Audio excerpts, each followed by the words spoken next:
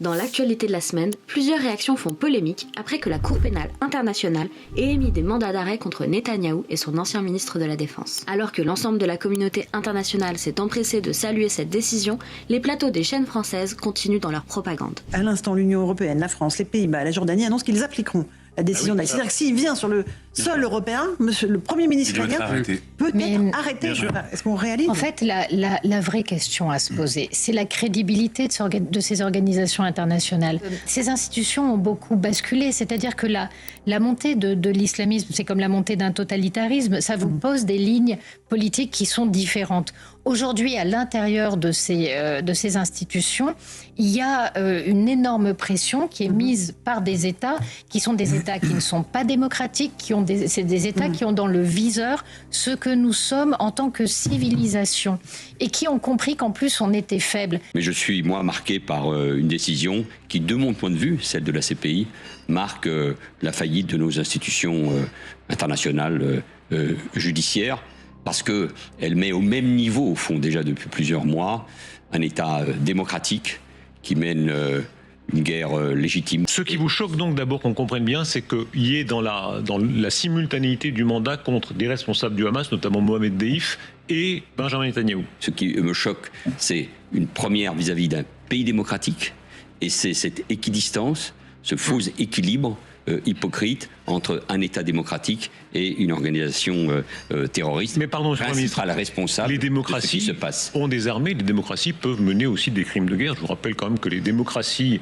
c'était des démocraties, ont mené certains crimes coloniaux.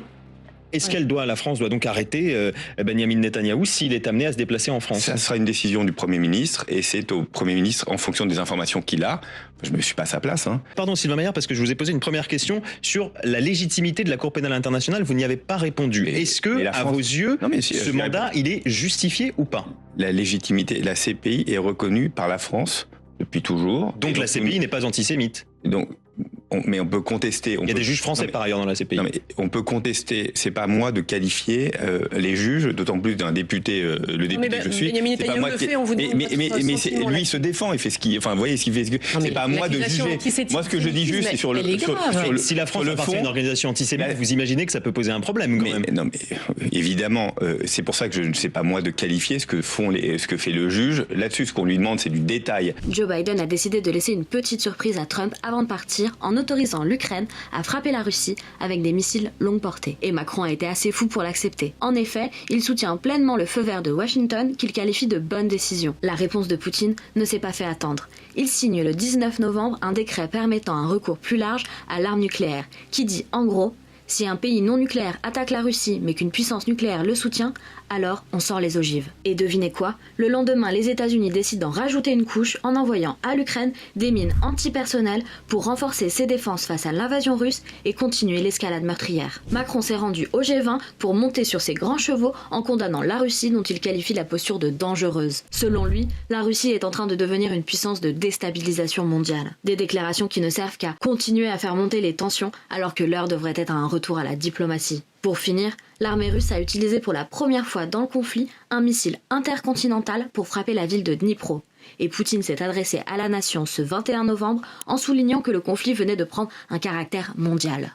On retourne en France où le gouvernement illégitime de Barnier, en simple sursis de la prochaine motion de censure, continue les coupes budgétaires pour abaisser encore le pouvoir d'achat des Français. Sa dernière trouvaille, réduire les remboursements des médicaments par la sécurité sociale de 5% à partir de 2025. Et la ministre de la Santé ose même expliquer que cette mesure va dissuader les gens d'abuser des médicaments. Dans le même temps, à l'Assemblée, a été adopté le prolongement de l'usage du ticket restaurant pour tout produit alimentaire. Va-t-on pouvoir utiliser un an de plus les titres restaurants pour acheter des produits alimentaires à cuisiner ? Alors, collègues, ce n'est pas que votre compagnie soit désagréable, mais on a déjà répondu oui à 3 reprises à cette question. Et la semaine dernière, en commission, on a plié ce sujet en autorisant l'usage, ad vitam aeternam, des titres restaurants pour acheter des produits transformables, épicerie, légumes surgelés, etc. Alors depuis, une partie de la droite hurle à la mort, voulant consacrer toutes les forces du haut de ces 5% aux dernières élections pour interdire aux salariés d'acheter du riz ou des pâtes, faire à manger chez eux et l'apporter au travail le midi. Mais tant que vous n'agirez pas contre la faim dans ce pays, Tant que vous ne donnerez pas aux salariés le moyen d'aller au restaurant, par des hausses de salaire, la révision des conventions collectives, etc., eh bien, nous saisirons toutes les occasions nécessaires pour permettre à nos compatriotes de s'alimenter correctement. Un point, c'est tout. Et le débat ouvert ici y participe. C'est un des moments où l'on peut poser, mal, de manière boiteuse, mais enfin où on peut poser la question du droit à l'alimentation et du droit d'accéder à l'alimentation de son choix. Et pour finir, un petit mot sur le RN qui s'effondre intervention télévisée après intervention télévisée. Ne pas avoir de condamnation à son casier judiciaire est pour moi une règle numéro 1 lorsqu'on souhaite être parlementaire de la République. Deuxième point qui a pêché dans cette campagne, Jordan Bardella. Attendez. Maxime. Si Marine Le Pen est condamnée? Si, avec des si, il y a un appel. Oui, bien, on fait le... Ça veut dire que si Marine Le Pen est condamnée, même s'il n'y a pas d'inéligibilité, même s'il n'y a pas d'exécution provisoire, il n'y a pas de candidature possible pour Marine Le Pen. Si au début de l'année, les juges décident de condamner, peu importe la condamnation, il y aura un appel. Non, mais très bien. L'appel vous rend plus blanc que blanc. Très bien. Et si l'appel confirme la première sanction et qu'il y a des législatives en 2027 ou une présidentielle en 2027, Marine Le Pen ne peut pas être candidate parce qu'elle aura été condamnée. C'est ce que vous venez de dire. Mais l'appel ne confirmera pas puisque Marine Le Pen est totalement innocente. Ça, c'est ce que vous dites. C'est ce que je crois, c'est ma conviction. Mais vous venez d'édicter une position de principe qui est de dire s'il y a condamnation, il n'y a pas de candidature. Donc, et ça vaut pour tout le monde, on est d'accord. J'en viens au deuxième point qui a pêché pendant la campagne des législatives. Tanguy, je suis désolée, je vous pose la question parce que du coup, j'ai pas bien compris.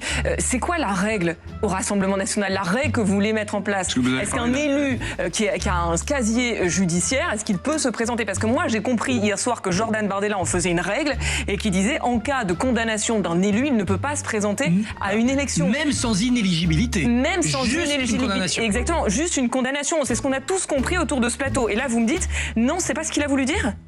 Ah non, je pense que c'est pas du tout ce qu'il a voulu dire. Je pense que ce qu'il a voulu dire, c'est que quand la commission d'investiture est au courant d'un certain nombre de condamnations crapuleuses, évidemment, il faut écarter ces candidats.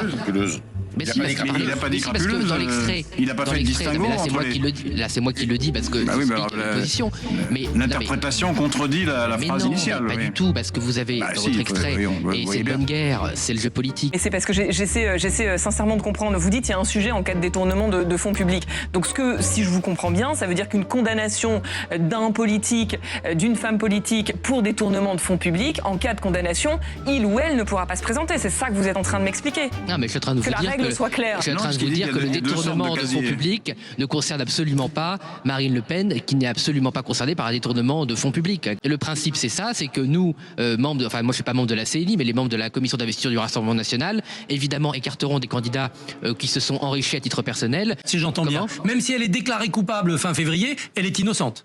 Et bien sûr qu'elle est innocente. Marine Le Pen est innocente des faits qui lui sont reprochés. Donc c'est pas la justice qui décide, c'est vous qui décidez de l'innocence de Marine Le Pen. Eh bien, en l'occurrence, pour investir un candidat, on décide si oui ou non ce procès relève de la justice ou s'il relève du procès politique. Et nos confrères de Libération affirment que vous avez aidé à produire des fausses preuves de travail, notamment ce calendrier de l'année 2015 acheté en 2018, donc 3 ans après. Libération produit la facture d'achat de ce calendrier. On y voit une écriture, Libération dit que c'est la vôtre. Ce serait donc, si c'était le cas, une preuve antidatée. Il y a aussi une revue de presse de 1500 pages, annotée, paraphée avec votre signature. Est-ce que vous pouvez nous affirmer, Jordan Bardella, les yeux dans les yeux, qu'il ne s'agit pas ici de votre écriture et de votre signature? Mais je n'ai pas produit ces documents. J'ai dit précisément aider à produire.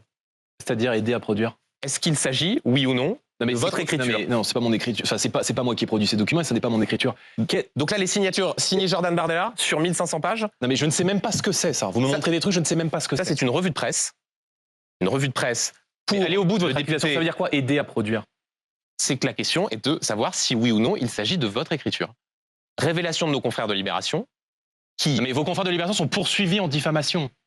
Et ça n'empêche pas de vos poser la confrères question... de Libération seront poursuivis en diffamation. Qu'est-ce que vous faisiez quand vous étiez assistant parlementaire de Jean-François Jalles? Non, mais vous n'êtes pas juge, vous n'êtes pas procureur. Le 20 décembre 2017, l'assistant parlementaire de Jean-François Jalles, qu'un certain Guylain Dubois, envoie ce mail à un stagiaire. Coucou, Jean-François me demande de te charger de cette mission suivante si tu veux bien. Le but est important, montage du dossier de Jordan Bardella. Et donc, l'assistant parlementaire du député pour lequel vous avez travaillé demande à un de ses stagiaires de monter un dossier. Mais quel dossier? Vous avez le mail? Vous avez donc été assistant parlementaire de Mylène Trossitsky d'octobre 2014 à juillet 2015. Vous avez un CV qui va jusqu'en décembre 2015. Pas de mention de votre fonction parlementaire dans ce CV. Autre élément à charge contre vous, vous avez un email envoyé le 10 février 2015, donc 4 mois après vos prises de fonction en tant qu'assistant parlementaire. Email envoyé à Marine Le Pen. Marine, serait-il possible que je vienne à Strasbourg demain pour voir comment se déroule une session au Parlement européen, rencontrer des députés et des assistants et faire la connaissance de Mylène à qui je suis rattachée, donc 4 mois après le début de votre contrat d'assistant parlementaire. Autre message qui date du 7 octobre 2014. Je suis vraiment motivée pour travailler au cabinet. Message envoyé à Philippe Martel, un des cadres du FN. Vous ne souhaitez toujours pas répondre? Non, mais vous pouvez continuer si vous voulez. Non, mais je vous demande, je vous pose des questions. Non, ce sera demain.